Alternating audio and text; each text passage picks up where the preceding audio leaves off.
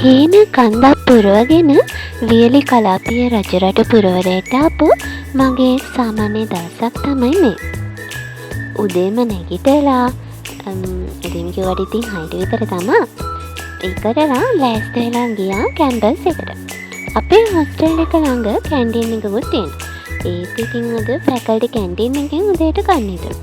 කෑම වල ගණන් නම් රුපියල් 10ක් තමයි වැඩි. විහාරයේ උදේ 70යි ෆැකල්ටි කැන්ටින් එකේ 80යි මේ බයික් යනවා. උදේට ඉතින් සම්බෝල පරිප්පු සෝයා හරි කරවල බැලුමයි. මේකට රුපියල් 10 වැඩිකකුත් එකතු වුණාම හරිම රසයි. කොහොමින් හරි කාලා උදේ 8:30 ලෙක්චර් එකට ගියා. 10:30ට ආයෙ 12:30 වෙනකම්. ඊළඟට 12:30 ඉඳලා 2 වෙනකම් පැය එකමාරක ලන්ච් ටයිම් බ්‍රේක් එක. මේකෙත් ඉතින් ෆැකල්ටි කැන්ටින් එකටම ගියා. රස බත් එකක් කන්න. පරිප්පු මස් එක බීට් තියඹරා ගෝවා බණ්ඩක්කා ඔය වගේ එළවලු මොනා හරි තියෙනවා. ජාතික ආහාරයේ පරිප්පු නම් ඉතින් හැම කෑම වේලකම වරදින්නේ නැහැ. කොහොමින් හරි ආයෙ 2-4 ඊට පස්සේ 4-6 ලෙක්චර්ස්. ඒවටත් ගියා. හවස 6ට තමයි අපේ රූම් එක.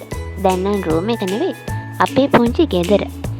නිදහසේ පාද තබලා දුවගෙන ගියේ.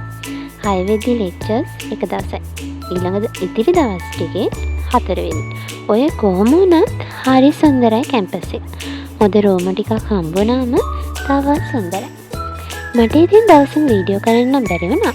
ඇවිත් අලුත නිසා ටයිම් අන්බැලන්ස් වගේ තමයි. ඒ වුණාට ඊළඟ වීඩියෝ එකකින් ඉස්සරහට ඔයාලට දවසේ ෆුල් එකක්ම ගේන්න ඉතින් බලාපොරොත්තු තියන් ඉන්නවා. කැම්පස් යන එක අපි හැමෝගෙම වගේ ආසාවක්නේ. ඉතින් පුංචි නංගි මල්ලි ඔයාත් කැම්පස් එන්න. කොහේ හරි කැම්පස් එකකට යන්න උපරිම try කරා. අවුරුදු 4යිනේ තව කැම්පස් එකේ ඇතුලේ ජීවත් වෙන්න තියෙන්නේ. ඒ 4 ඔයාව හරිම සුන්දරව ඔයාගේ කොන්ෆිඩන්ට් එකත් වැඩි කරලා ලස්සන කරලා උපාධිය කියන අධ්‍යාපන සුදුසුකමත් ඇති කරලා ඔයාව එළියට යොමු කරනවා. හැබැයි මතක තියාගන්න කැම්පස් එකේ නිදහස තිබුණාට ඒ නිදහස වැරදි විදිහට භාවිතා නොකර හොඳට ඉගෙන ගන්න එකත් කරන්න. ඉතින් රජවරු බිහි කරපු පිනෙන් පිරුණු භූමියක ඉඳලා නැවත හමු වෙන බලාපොරොත්තුවෙන් හැමෝටම බුදු සරණයි කියලා අද දවසේ වීඩියෝ එක ඉවර කරනවා. බයි බයි. සොඳුරේ හඳත් නැති කළුව